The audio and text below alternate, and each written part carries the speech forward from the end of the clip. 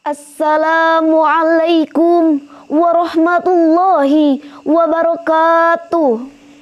Bismillah, alhamdulillah, wassalatu wassalamu ala rasulillah wa ala alihi wa sahbihi wa mawalla, amma ba'du. Pertama-tama marilah kita panjatkan puja kehadirat Allah Azza wa Jalla, puji kehadirat Allah Rabbul Ijati, dan tak lupa syukur kehadirat Allah Rabbul Ghafur. Tak lupa sholawat berderaikan salamnya semoga tetap tercurah limpahkan kepada insan panutan alam yang mengangkat harkat derajat seorang wanita dari hina menjadi mulia, yakni Habibana wa Nabiyana wa Rasulana al-Mustafa Kanjeng Nabi Muhammad Sallallahu Alaihi Wasallam. Tak lupa kepada para keluarganya, para sahabatnya, para tabi'in dan tabi'atnya, dan semoga sampailah kepada kita selaku umatnya, semoga mendapatkan syafaat darinya. Para dewan juri yang arif dan bijaksana yang saya hormati, para hadirin dan hadirat dimanapun kalian berada yang saya hormati, pada kesempatan kali ini insya Allah saya akan menyampaikan sebuah pidato yang diberi judul Perintah Memperkuat Persaudaraan dan Larangan Individual.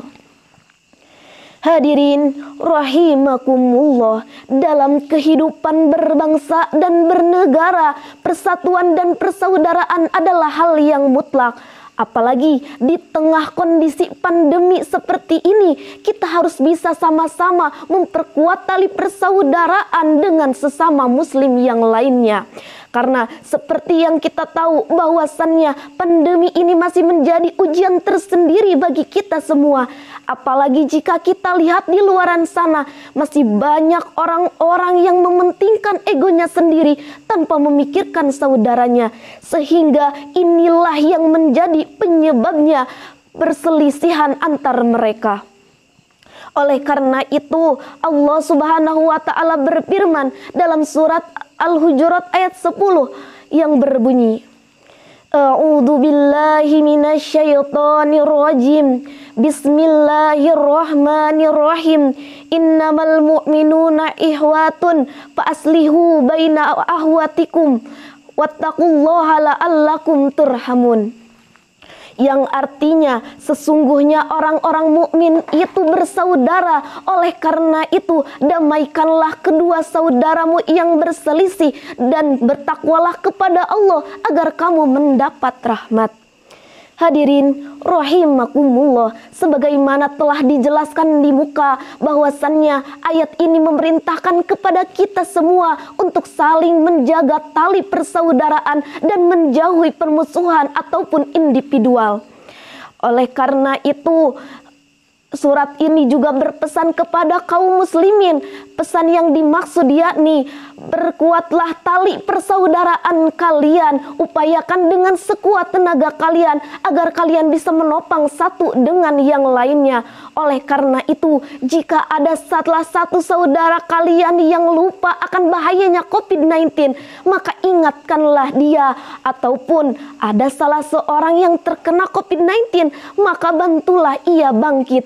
Karena jika ada salah seorang yang lengah ataupun lalai dalam menjaga tali persaudaraan, maka persaudaraan akan pudar antara mereka semua.